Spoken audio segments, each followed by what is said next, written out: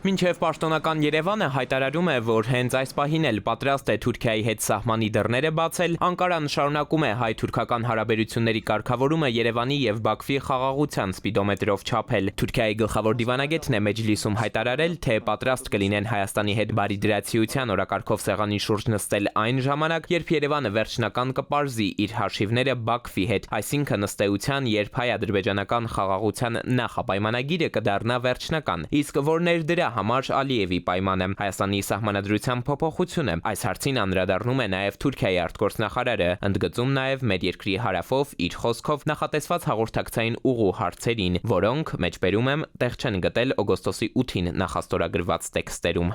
Այդ զգացողությունների հաղթահարմամբ եւ Ադրբեջանի հետ վերջնական համաձայնագրի կնքումից հետո Թուրքիան էլ կբացի իր սահմանային դռները Հայաստանի հետ։ Ընդ որում Ֆիդանն այստեղ խաղաղության դափնիներն իր վիզն է առնում, ասում է, թե տարածաշրջանում խաղաղություն հաստատելու հայկական կողմի այսչափ պատրաստակամությունն առաջնահերթ Թուրքիայի հետ է կապված։ Երևանը նկատել է հարաբերությունների կարգավորման հարցում Անկարայի կամքը, սակայն նույն Հայաստանի հետ եւ նույն հարաբերությունները կարգավորելու օրակարգն առաջ տանելու հարցում չեն դրսևորում ավելորդ շտապողականություն, եւ սա էլ փաստորեն իբրև նվեր են մատուցում մեզ։ Երկու երկրների միջև հարաբերությունների կարգավորումը, սահմանի բացումն ու տնտեսության ակտիվացումը իրենց համար կարևոր հարցեր են։ Մեր հարաբերությունները հենց այս պահին կարգավորելով Հայաստանի ձեռքից կխլենք Ադրբեջանի հետ խաղաղության պայմանագիր կնքելու համար անհրաժեշտ ամենակարևոր շարժառիթը։ Դրանով հնարավոր է տարածաշրջանում սառեցված պատերազմի առաջ կանգնենք, ինչը չենք ցանկանում։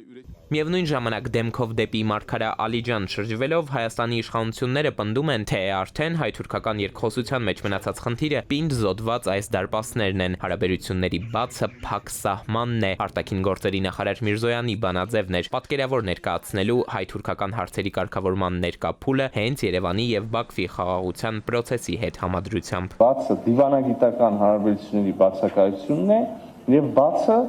փակ սահմանն է։ Իսկ փորձագիտական դաշտում Կարմիր թելի նման է անցնում պնդումը, որ Հայաստանը Թուրքիայի հետ հարաբերությունները կարգավորելու հնարավոր առավելագույնն արել անպատասխան է մնացել։ Այստեղ միաբերան հիշեցնում են բանագնացներ Ռուբինյան քլեջ պայմանավորվածությունները, թե հնարավորինս սեղմ ժամկետներում ոչ թե Հայաստանի կամ Թուրքիայի, այլ երրորդ երկրների քաղաքացիները պետք է մեր սահմանները հատելու հնարավորություն ունենային։ Արձանագրում են ուրեմն Անկարայի դիրքորոշումների մեջ, հետևապես վարքագծում ընդհանրապես փոփոխություն չկա, ասել է թե առաջընթաց։ Տեսել եմ իրավիճակ, երբ Թուրքիան ամբողջությամբ վերահսկում է ամբողջ խոցույթը այն առումով, որ ամբողջ գործողությունների հաջորդ քայլը իրեն ձեռքում է։ Դիվանագիտական հարաբերությունների հաստատում, սահմանի բացում, այս նպատակները կամ դրան ուղղված հայտարարություններն օրակարգում առանցքային հարցեր են ստվերել, իսկ սահմանային երկու անցակետերն էլ բացվելու են միաժամանակ, իսկ ինչպես են աշխատելու, ասենք 24/7 ռեժիմով, այնպես ինչպես մյուս բոլոր անցագրայինները, մասնագետները դեռ այս շարքի պատասխանները չունեն, հարցնում են հայ-թուրքական շփումների ընդհանուր համայնապատկերին ինչպես գնահատական տալ։